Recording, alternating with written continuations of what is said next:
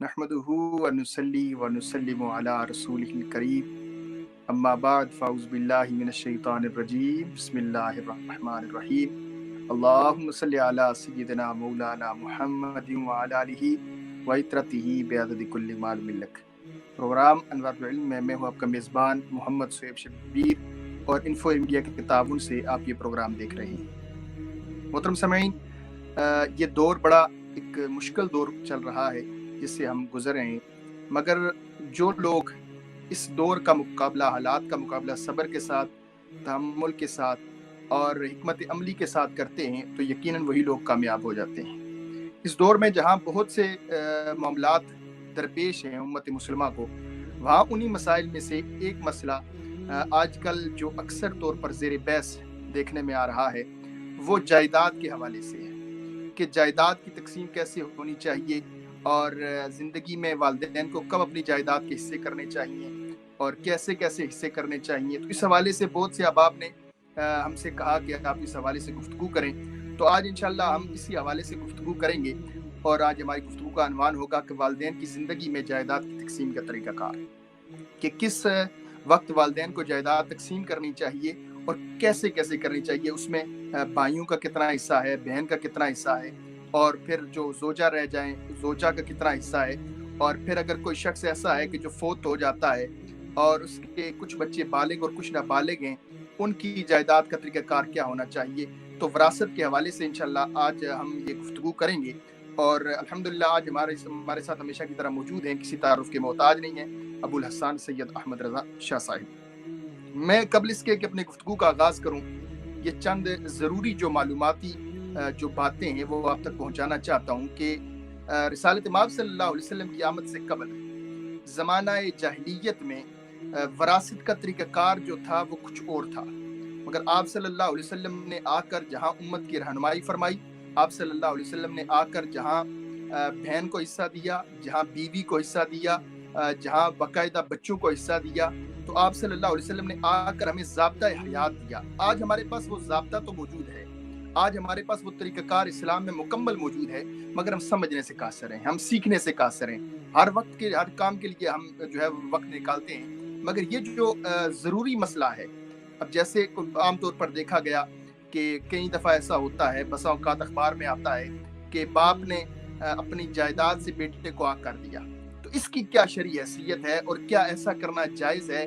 اولاد کو محروم کرنا جائیداد سے یہ کیسا ہے؟ اور یہ جو ایسا موضوع ہے جس پر گفتگو کرنا اس لیے بھی ضروری ہے کہ اس وجہ سے بہت سے لوگ کچھ محروم ہو جاتے ہیں اور کچھ بہت زیادہ پا لیتے ہیں۔ تو اس لیے آج ہم اس موضوع پر گفتگو کریں گے۔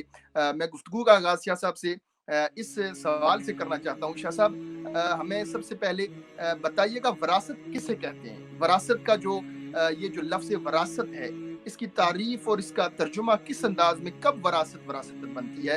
ہماری رہنمائی فرمائیے گا۔ نحمده ونصلي على رسوله الكريم اما بعد فاعوذ بالله من الشيطان الرجيم بسم الله الرحمن الرحيم مولاي صل وسلم دائما ابدا على حبيبك خير الخلق كلهم هو الحبيب الذي ترجى شفاعته لكل حول من الاحوال مقتحم ورب اشرح لي صدري ويسر لي امري واحلل عقدة من لساني يفقهوا قولي۔ صہیب بھائی، وراثت کا تعلق انسان کی ڈیتھ یعنی اس کی وفات کے ساتھ ہے۔ انسان کی وراثت ہمیشہ اس کے مرنے کے بعد جاری ہوتی ہے۔ زندگی کے اندر انسان کا مال اس کی اپنی ملکیت ہوتا ہے، اور زندگی کے اندر وہ اپنے مال کا مالک ہوتا ہے، اس کو اختیار ہوتا ہے کہ وہ جس طرح چاہے اس کو تصرف کرے، جس طرح چاہے اس کو استعمال کرے۔ تو وراثت کا تعلق موت کے ساتھ ہے۔ انسان جب فوت ہوتا ہے تو اس کی ملکیت میں جو مال ہوتا ہے وہ وراثت بن جاتا ہے، اور اس کے جو ورثاء ہوتے ہیں پھر ان کے اندر جو شریعت نے ایک ضابطہ دیا ہے، جو شریعت نے ایک طریقہ کار دیا ہے تقسیم کاری کا، اس وراثت کی تقسیم کاری کے مطابق تقسیم ہوتا ہے۔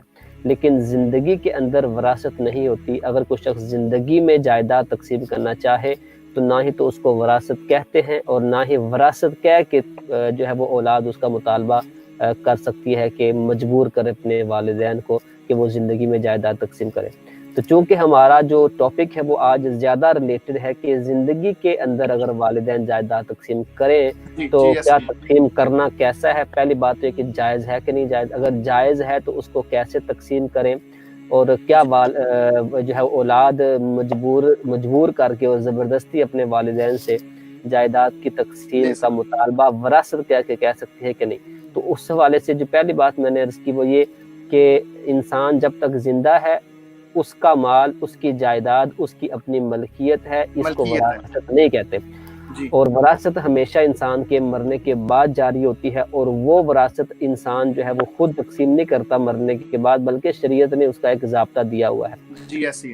اولاد چھوڑ کر فوت ہو تو اولاد کو کتنا ملے گا, والدہ کو کتنا ملے گا, یعنی اس کی بیوی کو کتنا ملے گا. اگر بیوی فوت ہو جائے تو اس کی ملکیت میں سے کیا اس کی اولاد کو کتنا ملے گا, اس کے جو ہے وہ شوہر, وہ سارا تقسیم کاری جو ہے وہ شریعت نے دے دی ہے. والدین کا حصہ, اولاد کا حصہ, سارا تقسیم. لیکن جو آپ نے سوال پوچھا کہ وراثت کسے کہتے ہیں, تو وراثت انسان جو مال چھوڑ کر فوت ہو جائے اس مال کو مال وراثت کہتے ہیں, اور وہ ورثہ میں جو ہے وہ حصے کے مطابق تقسیم ہوتا ہے.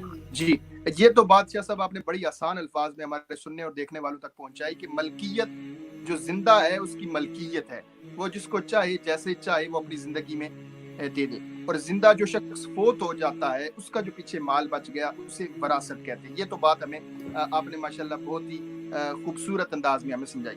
میرا اگلا جو سوال ہے, جیسا کہ آپ نے اشارتاً بات کی کہ اگر کوئی شخص زندہ ہے اور زندہ ہونے کے باوجود جیسے آج کل دیکھا گیا ہے بہت سے ایسے معاملات درپیش آتے ہیں, آپ کے پاس بھی ایسے بہت سے معاملات آتے ہیں کہ اگر کوئی شخص زندہ ہے اور والدین کے ساتھ کوئی باپ کے ساتھ بیٹا نہیں رہنا چاہتا, یا وہ اپنی گھر والوں کو لے کر علیحدگی چاہتا ہے, تو کیا پھر وہ بھی اپنا حصہ وہ دریافت کر سکتا ہے؟ کہہ سکتا ہے کہ آپ گھر سیل کریں, مجھے میرا حصہ دیں, یا اس طرح کی کوئی, کیا اسلام میں اس طرح کی کوئی طریقہ کار, کوئی ضابطہ حیات اسلام نے ہمیں دیا ہے کہ اولاد اپنی والدین سے اس طرح کا تقاضا ان کی زندگی میں کرنا کیسا ہے؟ جیسے میں نے عرض کیا کہ انسان جب تک زندہ ہے سارا مال اس کی اپنی ملکیت ہے, جو اس کی ملکیت میں ہے, وہ چاہے تو تقسیم کرے چاہے تو تقسیم نہ کرے, اور جیسے چاہے تقسیم کر سکتا ہے.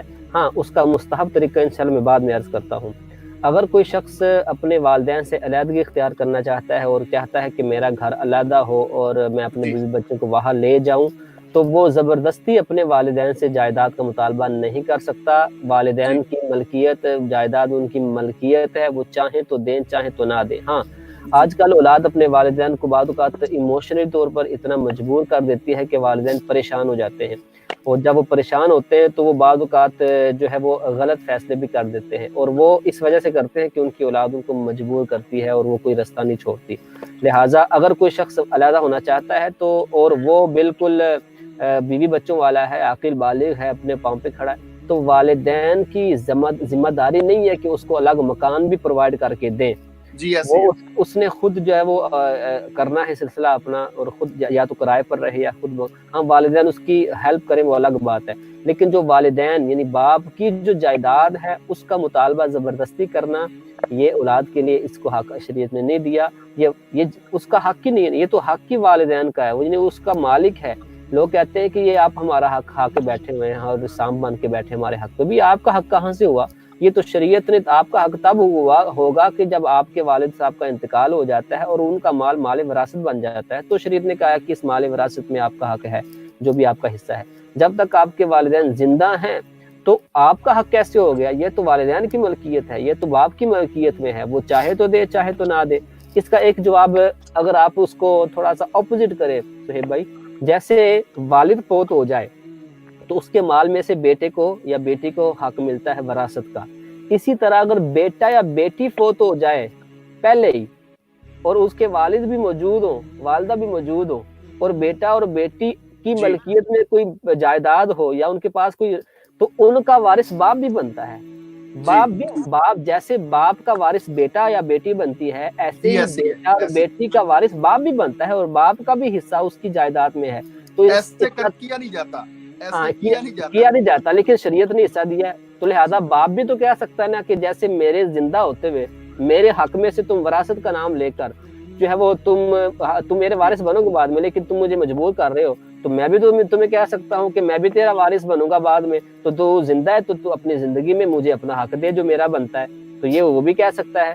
جبکہ یہ جواب جب دیا جائے گا تو وہ کہے گا کہ یہ تو میرا مال ہے، یہ تو میری ملکیت میں ہے، جب تک میں زندہ ہوں میرا ہے. اسی طرح ان کو بھی کہا جائے کہ جب تک آپ کے والد صاحب زندہ ہیں ان کا حق ہے، اگر وہ چاہیں گے تو تقسیم کریں گے، چاہیں گے تو نہیں تقسیم کریں گے، آپ مجبور نہیں کر سکتے.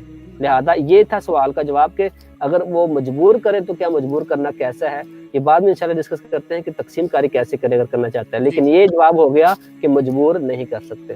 جی شاہ صاحب، عام طور پر دیکھا گیا کئی دفعہ والدین بھی آپ یہ سمجھ لیں کہ کم علمی کی وجہ سے وہ کئی دفعہ ایسے معاملات دیکھنے میں آئے کہ وہ اپنا سب کچھ اپنی زندگی میں تقسیم کر بیٹھتے ہیں، اپنا گھر بھی بچوں کے نام کر بیٹھتے ہیں، اور پھر وہی جب نام ہو جاتا ہے بچوں کے تو والدین کو ہی بچے گھر سے دھکے دے کے نکال دیتے ہیں. فطرتی طور پر انسان لالچی ہے، یہ انسان کی نیچر میں ہے، فطرت میں ہے، اسے کوئی نہ کوئی لالچ ہوتی ہے. تو والدین کو بھی اس معاملے میں کیا یہ نہیں چاہیے کہ وہ اپنی زندگی کا طریقہ کار کم از کم کچھ نہ کچھ اپنے پاؤں کے نیچے رکھیں، اپنے ہاتھ کے نیچے رکھیں، تاکہ وہ والدین جو اولاد ہے وہ بھی ان کے تابع رہے اور معاملات بھی بہتر رہیں. وہ خود ہی اپنے ہاتھ کاٹ کے جب دے دیں گے، اپنا سب کچھ دے دیں گے، والدین نے تو پھر جو نافرمان اولاد ہے ان پہ دھکے دے کے گھر سے نکال دینا ہے. کیا ایسے ہی ہے؟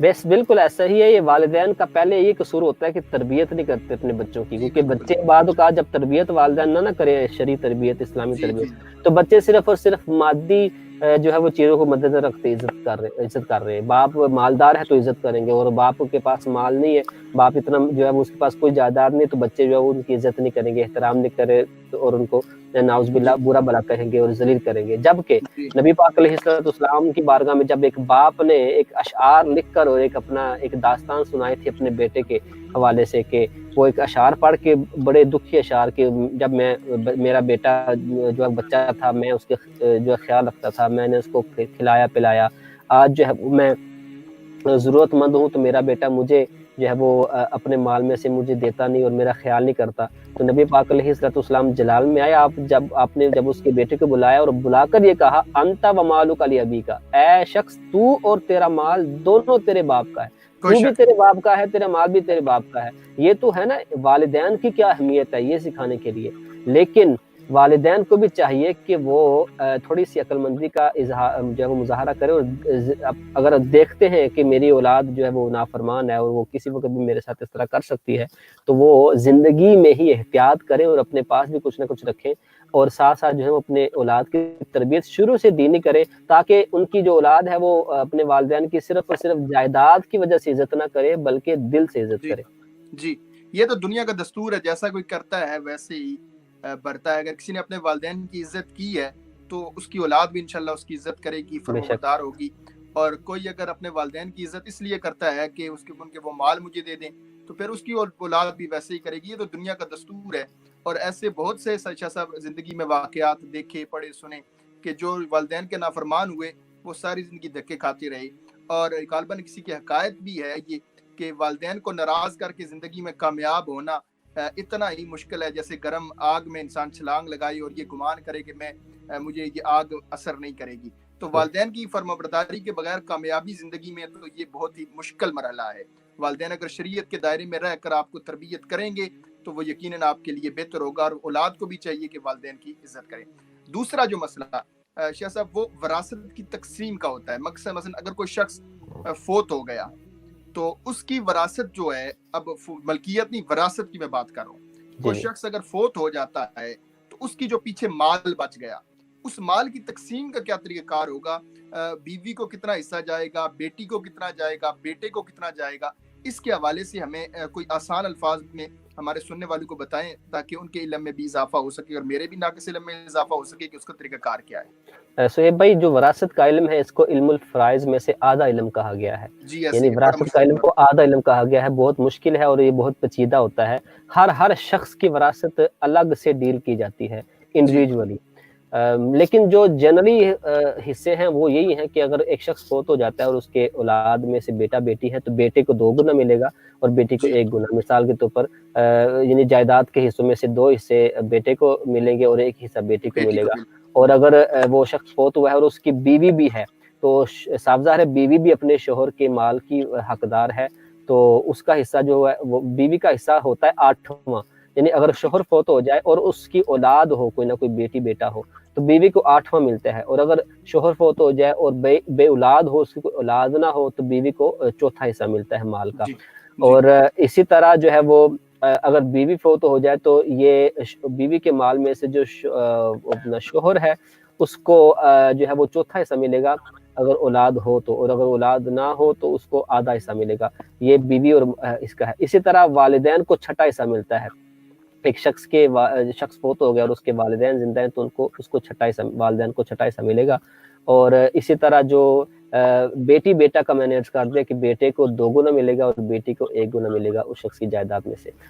اصحاب فروض الگ ہوتے ہیں، اسبا الگ ہوتے ہیں۔ اصحاب فروض وہ ہوتے ہیں جن کا حصہ قرآن پاک میں مقرر ہے، ان میں دادا دادی بھی ہیں، ان میں والدین ہیں، ان میں بیوی ہے، بیٹا بیٹی ہے۔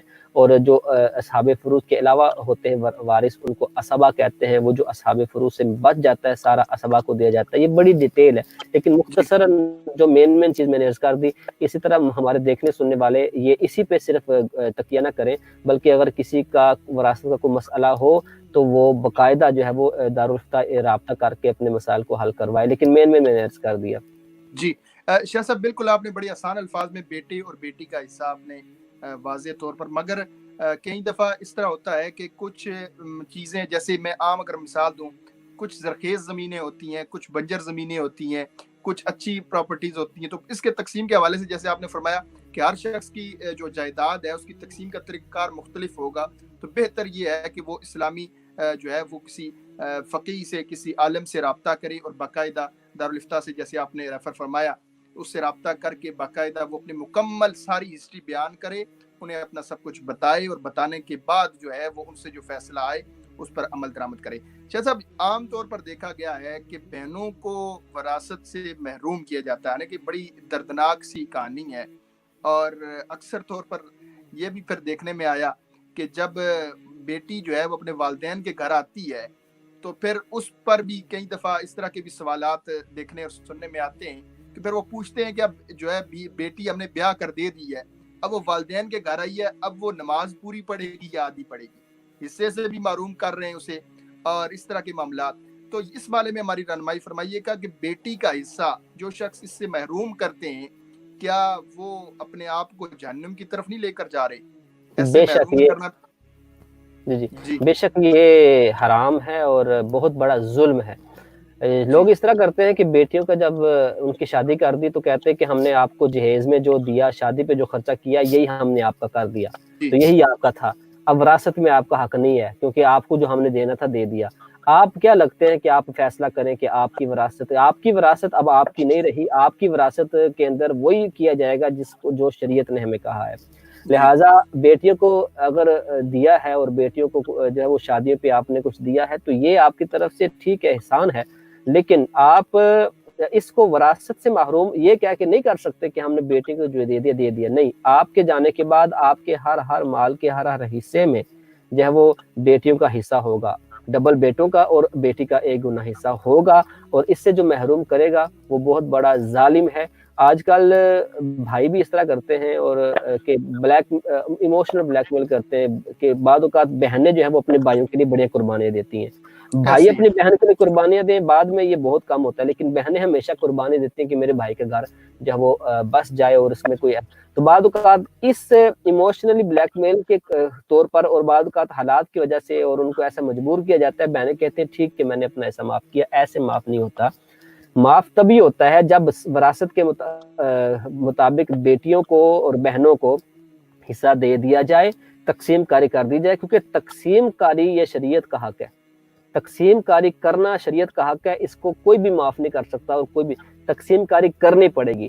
تقسیم کر کے بہنوں کو جب آپ نے دے دیا یا ان کے سامنے مثال کے طور پر بہنوں کا 10 لاکھ حصہ بنتا ہے یا بیٹی کا 10 لاکھ بنتا ہے، بیٹے کا 20 لاکھ، جب آپ نے سارا تقسیم کاری کر کے 10 لاکھ اس کے سامنے رکھے اور اس کے قبضے میں دے دیے، تب آپ مجھے بتائیں کہ کیا کوئی بہن جب اپنے سامنے اتنا سا اپنا حصہ دیکھے گی تو کیا یہ کہے گی ٹھیک ہے؟ وہ خود بھی مجبور ہوگی، کیا وہ کہے گی ٹھیک ہے سارا 10 کا 10 لاکھ میں آپ کو واپس کرتی ہوں؟ نہیں، جب آپ تقسیم کر دیں گے اور اس کے سامنے آئے گا تو ہو سکتا ہے وہ ان میں سے 5 لاکھ کہے کہ مجھے بھی ضرورت ہے، 5 میں تم کو دے دیتی ہوں، تو پھر آپ دیکھیں کہ کیا وہ معاف کرتے کہ نہیں کرتی. تو تقسیم کاری کر کے اس کے قبضے میں دے کر بھی اگر جو ہے وہ اپنی مرضی سے دینا چاہے تو پھر واپس کر سکتی ہے, اپنی ملکیت جو واپس دے سکتی ہے, اور وہ اس کی طرف سے ہبہ ہوگا.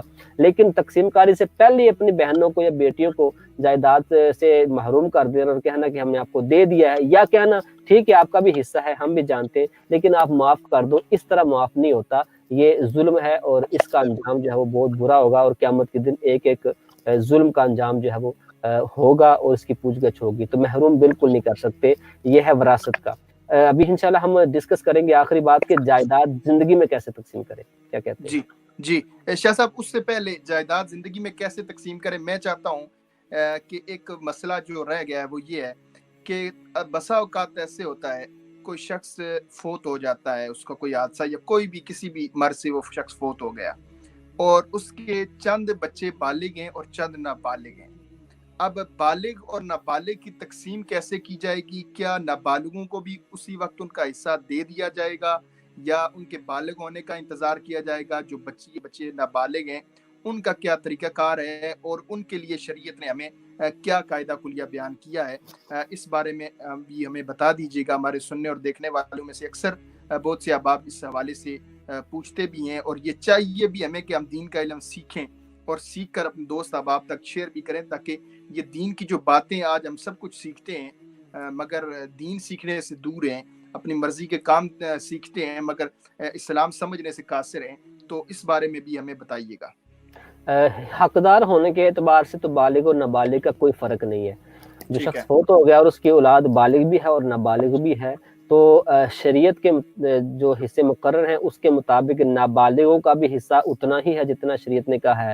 یہ نہیں کہہ سکتے کہ بالغوں کا زیادہ ہے بالغ ہونے کی وجہ سے اور نابالغوں کا کم ہے نابالغ ہونے کی وجہ سے. اس سے بالکل جو ہے وہ اتنے ہی ہوں گے جتنے شریعت نے دیے, چاہے کوئی نابالغ ہو یا بالغ.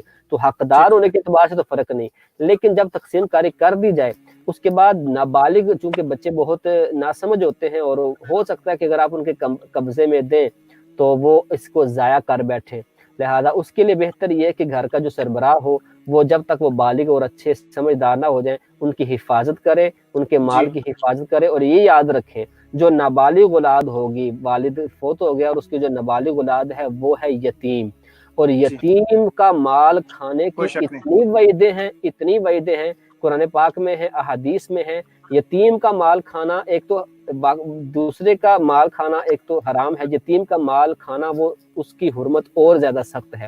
تو جو نابالغ اولاد ہے وہ یتیم ہے, اور یتیم کا مال اس کی حفاظت جو ہے وہ اس کی ذمہ داری ہے دوسروں پر کہ وہ ان کی حفاظت کرے, اور جب وہ بالغ ہو جائیں اور سمجھدار ہو جائیں تو ان کی جس طرح جتنا حصہ تھا ان کو ان کا حصہ دے دیا جائے. لیکن جب تک وہ نابالغ ہیں وہ یتیم ہیں, اور ان کے یتیم کے مال کو کھانا بہت گناہ ہے. ان کے بالغ بھائیوں کو بھی اجازت نہیں ہے کہ وہ اپنے نابالغ بہن بھائیوں کا جو وہ حصہ اور اس کا مال استعمال کریں, اور کیونکہ نابالغ اجازت بھی نہیں دے سکتا نا, نابالغ یہ بھی نہیں کہہ سکتا کہ ٹھیک ہے میں آپ کو اجازت دیتا ہوں. نابالغ کی اجازت نہیں ہے, وہ اجازت دینے کا اہل ابھی نہیں ہوا, وہ بھی نابالغ ہے. تو لہذا حصے اتنے ہی ہوں گے جتنے شریعت نے کہے ہیں, لیکن ان کی حفاظت کی جائے, اور جب وہ بڑے ہو جائیں تو ان کو ان کا حصہ دیا جائے. جی بالکل, اکثر اوقات دیکھا گیا ہے کہ یتیم بچے بچیاں جب رہ جاتے ہیں تو جو کئی دفعہ ایسے دیکھا گیا اور سننے میں آیا کہ جب یتیم بچے بچیاں رہ جاتے ہیں تو ان کا مال جلدی جلدی ختم کیا جاتا ہے, تاکہ ان کے بڑے ہونے سے پہلے ہی ان کا مال سارا یہ کہہ کر ختم کر دیا جائے کہ آپ پر ہی ہم نے خرچ کیا, آپ کی تعلیم تربیت پر خرچ کیا, آپ کے کھانے پینے پر خرچ کیا. اور ایسے کہہ کر کئی دفعہ آنے کے وہ کئی دفعہ ضرورت بھی نہیں ہوتی, مگر کچھ لوگ تاکہ یہ بڑے ہو کر ہمارے برابر نہ بن سکیں ایسے کرنا عام طور پر معاشرے میں دیکھا گیا ہے. حالانکہ ایسے کرنا بہت بڑا گناہ کبیرہ ہے, اور گناہ کبیرہ ہے. اور یتیم کے متعلق رسالت امام صلی اللہ علیہ وسلم کی بہت ساری حدیث پاک ہے. آپ نے فرمایا کہ جو دست شفقت رکھتا ہے وہ میرے بہت قریب ہوگا, جنت میں میرا رفیق ہوگا, اور بہت ساری حدیث پاک. اور اسی طرح جو شخص یتیم کا مال کھاتا ہے, آپ صلی اللہ علیہ وسلم نے اس سے بڑی نفرت کا اظہار فرمایا اور بہت زیادہ ناراضگی کا اظہار فرمایا. اور یتیم کی جیسے آپ نے نفرت فرمایا جو اس کی مال کھاتا ہے اور جو اس کی پرورش کرتا ہے, جو اس کی جو ہے وہ مال کی حفاظت کرتا ہے, اس کے لیے بہت بڑا اجر و ثواب عطا فرمایا کہ وہ بڑی خوش اسلوبی کے ساتھ, خندہ پیشانی کے ساتھ اور رحم دلی کے ساتھ, ہمدردی کے ساتھ جو یتیم کے مال کو سنبھالے گا, اللہ رب العزت اسے دونوں جانوں میں کامیابیاں عطا فرمائے گا.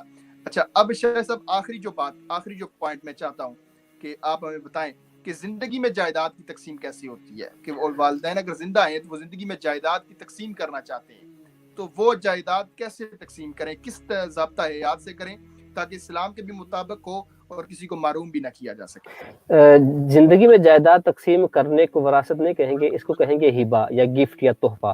تو جی. وہ پہلی بات یہ کہ والدین کو جن کی ملکیت میں ان کو بالکل اختیار ہے کہ جس کو جتنا چاہیں دے، لیکن شریعت نے اس کو مستحب رکھا ہے کہ سب زندگی میں اگر والدین جائیداد تقسیم کرنا چاہیں تو بیٹے اور بیٹیوں کو برابری کے ساتھ تقسیم کریں.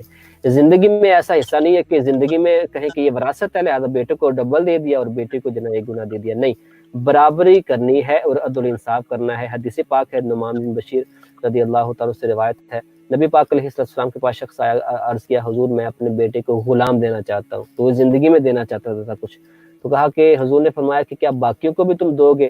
اور ایک روایت کے مطابق باغ کا بھی ذکر ہے، تو کہا باقیوں کو بھی دو گے؟ تو کہا باقیوں کو میں بالکل نہیں دوں گا. تو حضور نے فرمایا باقیوں کو بھی دو، یہ ظلم ہے اور میں ظلم پر گواہ نہیں بنتا. یا پھر یہ ایک الفاظ ہے کہ میں مجھے ظلم پر گواہ نہ بناؤ. تو اس طرح کرنا، زندگی میں تقسیم اس نیت سے کرنا کہ ایک کو دے دیا یا دو تین کو دے دیا اور باقی دو تین کو یا ایک کو بالکل ہی محروم کر دیا، یہ ظلم ہے اور قیامت کے دن اس کا حساب ہوگا. والدین کو بھی اس کا جواب دینا پڑے گا. تو کسی کو محروم نہیں کر سکتے، سب کو. یا پہلی بات تو یہ کہ سب کو برابر دے، یہ مستحب ہے. اگر کسی کو زیادہ دے کسی کو کم دے، بالکل کسی کو محروم کر دینا، یہ تو ظلم ہے اور اس کا انجام اچھا نہیں ہے اور اس کے بارے میں سوال ہوگا. لیکن کمی بیشی بعض صورتوں میں جائز ہے اگر والدین کمی بیشی کے ساتھ دینا چاہیں، اور اس کی چند وجوہات ہیں. ایک وجہ ضرورت ہے کہ مثال کے طور پر ایک بیٹا جو ہے وہ بہت غریب ہے اور بیٹی جو ہے وہ جس گھر میں بیائی ہوئی ہے وہ بہت اچھے خاندان، مطلب کھاتے پیتے ہیں اور بہت امیر ہیں.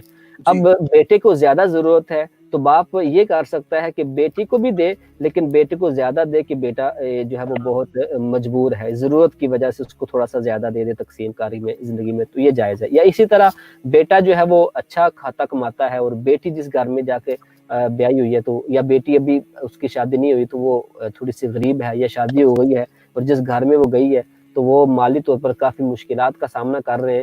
اب اس وجہ سے، ضرورت کی وجہ سے وہ بیٹے کو زیادہ بھی دے سکتا ہے، بیٹے کو کم دے کہ بیٹا تو آلریڈی ویل آف ہے. تو یہ ہے ضرورت. تو ضرورت کی وجہ سے بعض اوقات جو ہے وہ کمی بیشی کی جا سکتی ہے کہ کسی کو زیادہ دے دے کسی کو کم دے، سب کو کہ کسی کو محروم نہ کرے، لیکن کمی بیشی جائز ہے. اور دوسری وجہ ہوتی ہے فرما برداری اور دینداری. بعض اوقات جو ہے وہ ایک اولاد بہت فرما بردار ہے اپنے والدین کی اور دین کے لحاظ سے وہ بہت اچھی ہے، مطلب عالم دین ہے یا دینی طور پر وہ بہت خدمت گزار ہے، 5 وقت کا نمازی ہے. اور دوسری طرف ایک جو ہے وہ اس کا بیٹا یا بیٹی نافرمان ہے اور دین سے کوسوں دور ہے، نماز کا پتہ نہیں اور والدین کو جو ہے وہ تکلیف دینا اور نافرمانی کرنا. اس بنا پر بھی کمی بیشی ہو سکتی ہے کہ والدین اگر چاہیں تو وہ اپنی فرما بردار اولاد کو زیادہ دے دے اور نافرمان کو تھوڑا سا کم دے دے، اور ان کے لیے یہ سبق بھی ہو کہ ہمیں کمی اس لیے کی کہ ہم فرما بردار نہیں ہیں. اس وجہ سے یعنی دین اور دینداری کی وجہ سے، فرما برداری کی وجہ سے بھی کمی بیشی کی جا سکتی ہے. لیکن والدین کو پھر حق ہے کہ وہ کسی کو زیادہ دے کسی کو کم دے. زندگی میں جس کو جتنا چاہیں وہ دے سکتے ہیں، جتنا چاہیں دے سکتے ہیں. ہاں، یہ نہ کرے کہ کسی کو سارا دے دیا اور کسی کو بالکل محروم کر دیا، محروم نہ کرے، لیکن وہ دے سکتے ہیں. دوسری بات اس میں ایک اور میں آخری پوائنٹ عرض کر دوں، وہ یہ کہ بعض اوقات جو ہے وہ زندگی میں جو دے دیتے ہیں اور نام لگا دیتے ہیں کہ آپ کے نام لگا دیا. ایسا صرف نام لگانے سے اس کی ملکیت نہیں ہوتی اس شخص کی. یاد رکھیں، جو زندگی میں والدین اپنے بچوں کو دیتے ہیں اس کو کہتے ہیں ہبہ، گفٹ، تحفہ. ہبہ تب تک تام نہیں ہوتا یا تب تک کمپلیٹ نہیں ہوتا جب تک اس چیز پہ دوسرے کو قبضہ نہ دے دیا جائے. اس کی مثال میں آسانی سے سمجھاتا ہوں. یہ موبائل فون ہے، یہ اگر میں کہوں صہیب بھائی یہ موبائل فون آج کے بعد آپ کا، لیکن میں آپ کو پکڑاتا نہیں ہوں، میں اسٹامپ پیپر پہ بھی لکھ دیتا ہوں کہ یہ آپ کا ہے، لیکن آپ کے قبضے میں نہیں دیتا. یہ آپ کا نہیں ہوا، یہ ابھی بھی میرا ہے جب تک آپ کو میں قبضے میں نہ دے دوں. اسی طرح جائیداد بعض اوقات جو ہے زندگی میں تقسیم کرتے ہوئے کہتے ہیں ٹھیک ہے اسی گھر میں ہم رہتے ہیں لیکن آدھا تم کو دے دیا آدھا تم کو دے دیا، اور قبضہ دونوں کا ہی نہیں کیونکہ سب اس کے اندر کٹھے رہ رہے ہیں. قبضہ تو تب ہوتا ہے نا جب الگ سے مکان ہے، جائیداد ہے یا پلاٹ ہے، کہا بیٹا یہ آج کے بعد تیرا اور آپ جس طرح مرضی اس کے اندر تصرف کر سکتے ہیں. تو قبضے میں بھی دے دیا، تصرف بھی دے دیا اور اس نے قبضہ بھی کر لیا، تب ملکیت اس کی ملکیت ختم ہو کر دوسرے کی ملکیت میں چلی جائے گی. اور اگر اس طرح نہیں کیا, قبضہ نہیں دیا, تو ملکیت نہیں ہوگی. لہذا جب ملکیت نہیں ہوگی تو اس کے فوت ہونے کے بعد وہ مال وراثت بن جاتا ہے. یہ کنفیوژن ہو جاتی ہے, اور مال وراثت میں چونکہ حصہ دار وارثوں کا حصہ ہوتا ہے, لہذا اس میں لڑائی ہو جاتی ہے. تو والدین اگر تقسیم کاری کرنا چاہیں تو اعتماد میں لیں پہلے اپنی ساری اولاد کو, اور اعتماد میں لے کر جس کو جو دینا ہے اس کے قبضے میں دے دیں, تاکہ شرعن وہ اس کا مالک بن جائے. جب وہ مالک بن جائے گا تو مرنے کے بعد وہ مال وراثت نہیں رہے گا, وہ اس کی ملکیت ہے اس بیٹے کی جس کو دے دیا. تو یہ دو چیزیں بہت زیادہ اہم تھیں. جی بالکل, آپ نے بڑی خوبصورت انداز میں گفتگو فرمائی. اور یہ جو آپ نے پوائنٹ بیان فرمایا, عام طور پر لوگوں کا یہ ذہن ہوتا ہے کہ زندگی میں تاکہ ان کو سب کچھ تقسیم کر کے جائیداد دے دی جائے, تاکہ میرے مرنے کے بعد یہ آپس میں جو ہے وہ دستے گریبان نہ ہوں اور آپس میں لڑائی جھگڑے نہ کریں. تو اس کے لیے بہت اچھا آپ نے جو ہے واضح طریقہ کار بیان فرمایا, اور امید ہے کہ میرے دیکھنے اور سننے والوں کو بڑی آسان الفاظ میں یہ گفتگو آج ہم نے یہ جو موضوع رکھا تھا اسی وجہ سے کہ بہت سے معاملات ایسے دیکھنے میں آ رہے ہیں اور سننے میں آ رہے ہیں, تو اس لیے امید ہے آپ کو یہ بات سمجھ آئی. شاہ صاحب, آخری ایک آق نامے کے حوالے سے عام طور پر اخبار میں لکھا ہوتا ہے کہ نافرمانی کی وجہ سے, آپ نے کوئی شک نہیں درمیان میں آپ نے اس حوالے سے گفتگو کی, میں چاہوں گا ایک منٹ میں آپ اس کا بھی ہمیں جواب دے دیں کہ جو والدین اپنی اولاد کو آگ کرتے ہیں نافرمانی کی وجہ سے, گستاخی کی وجہ سے, تو کیا شریعت میں والدین کو یہ حق حاصل ہے کہ وہ اپنی اولاد کو آگ کر دیں, جائیداد سے ختم کر دیں, اس کو جائیداد میں حصہ نہ دیں؟ زندگی میں تو وہ جائیداد باپ کی ملکیت ہے, مرنے کے بعد جب وہ فوت ہو گیا اس کی ملکیت میں وارثوں کا حق ہے. اور کسی وارث کو باپ چاہے اسٹامپ پہ لکھ دے, یا چاہے پیپر پہ لکھ دے, یا چاہے اخبار میں ایڈ دے دے کہ میں فلاں بیٹے کو آگ کرتا ہوں, اس طرح اس کے آگ کرنے سے وہ آگ نہیں ہوگا, بلکہ جب وہ فوت ہوگا باپ تو اس کی ملکیت میں جتنی بھی جائیداد ہے اس میں اس کا حق ہوگا, کیونکہ یہ حق والد نے نہیں دیا اس وارث کو. مرنے کے بعد جو وراثت ہوتی ہے اس میں وارث کا جو حق ہوتا ہے, یہ حق والدین نے نہیں دیا, یہ حق شریعت نے دیا ہے. جب شریعت نے دیا ہے تو والدین اس حق کو استعمال نہیں کر سکتے کہ میں اپنے فلاں بیٹے کو یا بیٹی کو آگ کر دوں. ان کے آگ کرنے سے آگ نہیں ہوگا, وہ وراثت میں اس کا حق پھر بھی رہے گا. جی ماشاءاللہ, امید ہے کہ بڑے خوبصورت انداز میں اور آسان الفاظ میں جو شاہ صاحب نے باتیں سمجھائی آپ تک پہنچی ہوگی, اور ہمارا یہ مقصد آپ تک ضرور پہنچے گا, ہمارا مدعا آپ تک پہنچے گا. اور یہ بڑی انفارمیٹیو باتیں ہیں, بڑی یونیک سی باتیں آج ہم نے کی, کیونکہ وراثت پر کوئی بھی شخص گفتگو کرنے سے پہلے 100 دفعہ سوچتا ہے, کیونکہ یہ بڑی پیچیدگیاں ہوتی ہیں. جیسے میں نے پہلے بھی ذکر کیا کہ زرخیز زمین الگ ہے, بنجر زمین الگ ہے, پھلدار درخت الگ ہیں, دوسرے الگ ہیں. یہ شریعت نے باقاعدہ ایک ہمیں قاعدہ کلیہ بتایا ہوا ہے, اور اسی کے مطابق ہی ہم پہلے ہم یہ بھی سمجھیں کہ وراثت کسے کہتے ہیں, جائیداد کسے کہتے ہیں, اس کی تقسیم کا کیا طریقہ کار ہے, بیٹے کا کتنا حصہ ہے, بیٹی کا کتنا حصہ ہے, یتیم کی کفالت کا کیا ہے. تو تبھی جب ہم سمجھنے کی کوشش کریں, قرآن پاک ہمارے پاس کھلی کتاب ہے, اور اس میں مالک نے بڑے واضح الفاظ میں یہ ہمارے لیے رہنمائی رکھی ہے. مگر ہماری غفلت کوتاہی ہے کہ ہم قرآن پاک کھولنے سے قاصر ہیں. باقی ہر چیز کے لیے ہمارے پاس ٹائم ہے, ہم نے زندگی میں ہر چیز کو ایک ٹائم پہ رکھا ہوا ہے. ہم نے اس ٹائم یہ کام کرنا ہے, ڈیوٹی سے آنا ہے, یہ کام کرنا ہے, یہ کام کرنا ہے, ہر چیز کے لیے ٹائم نکالتے ہیں. نہیں نکالتے تو قرآن پڑھنے کے لیے نہیں نکالتے. اس سے بڑی ہماری جو ہے وہ تباہی اور بربادی کا اور کیا سبب ہوگا. یہ سب سے بڑا سبب یہ ہے کہ قرآن پاک جو ہے وہ الماری کی زینت بن چکا ہے, اور دیگر ہمارا موبائل ہمیشہ ہمارے سامنے ہے. ہم اس کے سامنے زیادہ سے زیادہ وقت گزاریں گے, اور قرآن سے دور ہیں, صاحب قرآن سے دور ہیں, رسالت مآب صلی اللہ علیہ وسلم کے فرمان سے دور ہیں, آپ کی روشنی سے, علم و حکمت کی روشنی سے دور ہیں. یہ ہماری تباہی و بربادی کے اسباب ہیں.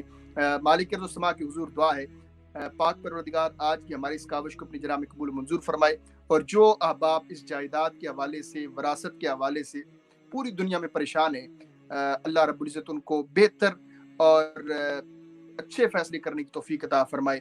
والدین کو یہ حق دے, والدین کو یہ توفیق دے کہ اولاد تک ان کا حق پہنچے, اور اولاد کو یہ توفیق دے کہ والدین کی فرما بردار ہو, ان کو زندگی میں خوش رکھے اگر وہ چاہتی ہے کہ وہ زندگی میں خود خوش رہے. اللہ میرا, آپ کا, ہم سب کا حامی و ناصر ہو. شاہ صاحب بہت مہربانی آپ کی کہ آج آپ نے پھر ہمیں ٹائم دیا. اگلے پروگرام تک کے لیے اپنے میزبان محمد صہیب شبیر کو اجازت دیجیے گا. دعاؤں میں ضرور یاد رکھیے گا, اور اس کے ساتھ ساتھ ہمارا یہ پیغام کوشش کیجیے گا کہ دوسروں تک بھی پہنچائیں جو اب آپ اس معاملے میں پریشان ہیں. اور وہ ہم سے دوبارہ بھی آپ ہمیں فیڈ بیک کے ذریعے بتا سکتے ہیں, کوئی سوال ہو وہ بھی آپ ہمیں بھیج سکتے ہیں. تو انشاءاللہ کوشش کریں گے کہ آپ کے سوالات کے جوابات بھی دیے جا سکیں, اور آپ کو اگر کوئی اور رہنمائی ضرورت ہو وہ بھی آپ تک پہنچائی جا سکیں. اللہ میرا آپ کا ہم سب کا حامی و ناصر ہو. اگلے پروگرام تک کے لیے اجازت دیجیے گا. السلام علیکم ورحمۃ اللہ وبرکاتہ. If you like this video, please give it a like and a thumbs up. Leave your comments below.